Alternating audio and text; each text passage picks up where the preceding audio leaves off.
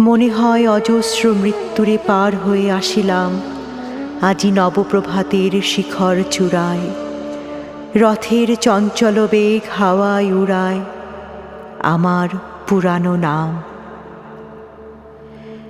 ফিরিবার পথ নাহি, দূর হতে যদি দেখো চাহি, পারিবে না চিনিতে আমায়। হে বন্ধু, বিদায়।